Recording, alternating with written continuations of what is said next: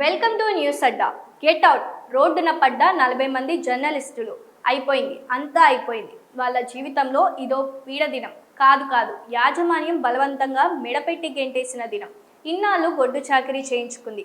అర్ధరాత్రి అపరాత్రి అని తేడా లేకుండా చుక్కలు చూపించింది. జీవితాన్ని ఈదాలంటే జీతం ముఖ్యమని, అందుకే యాజమాన్యం ఏం చేసినా ఎలా చేసినా ఆ ఉద్యోగులు భరించారు. బతుకు ఇచ్చడానికి బాధలు పడ్డారు. ఇప్పుడు వారికి జీతం లేదు, జీవితాన్ని సాగించే సత్తా లేదు.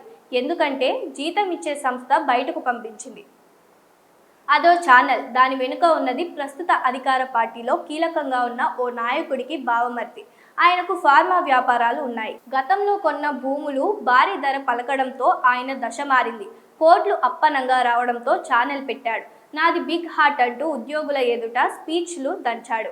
అంతేకాదు తన సంస్థలో ప్రతిరోజు ఉద్యోగులకు అన్నం పెట్టే ఏర్పాటు కూడా చేశాడు. ఒక రకంగా దీనిని జర్నలిస్టులు కూడా స్వాగతించారు. మేనేజ్మెంట్ను ఆహా ఓహో అంటూ పొగిడాడు. వాపును చూసి బలుపు అనుకున్న ఆ ఛానల్ యజమాని దారి తప్పాడు. ఛానల్ విషయాలలో వేరే వాళ్ళు తలదూర్చారు. దీంతో పరిస్థితి మారిపోయింది.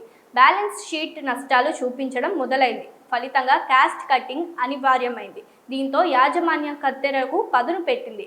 స్టఫ్ ఉన్న జర్నలిస్టులను నోటీస్ లేకుండానే సాగనంపింది. ఒకేసారి 40 మందిపై వేటు వేసింది. వాస్తవానికి అన్ని నష్టాలు కనుక ఉంటే ఆ ఛానల్ ఇటీవల ఓ ప్రాంతంలో కొత్త ఛానల్ను ఎందుకు ఏర్పాటు చేసినట్టు? ఫార్మసిటీలో భారీగా సంస్థలను ఎందుకు ఏర్పాటు చేస్తున్నట్టు? ఆ ఛానల్ యాజమానికి కులానికి చెందిన వారిపై ఎటువంటి చర్యలు తీసుకోలేదట. కేవలం ఎటువంటి గాడ్ ఫాదర్ లేని వారినే తొలగించారట. యాజమాన్యం వల్ల ఉద్యోగాలు కోల్పోయిన వారి పరిస్థితి దారుణంగా మారింది. అసలే ఉండేది హైదరాబాద్లో. ఇంటికి రాయి, పాల బిల్లు, కూరగాయల బిల్లు, పిల్లల స్కూల్ ఫీజులు, ఈఎంఐలు చాలా ఉంటాయి ఖర్చులు. ఇంతటి విపత్కర పరిస్థితిలో వారు ఎలా బతకాలి? ఏం చేయాలి? జర్నలిజంలో పరిస్థితికి జర్నలిస్టులు ఎలా కారణమవుతారు? ఈ విషయం మేనేజ్మెంట్కు తెలియదా?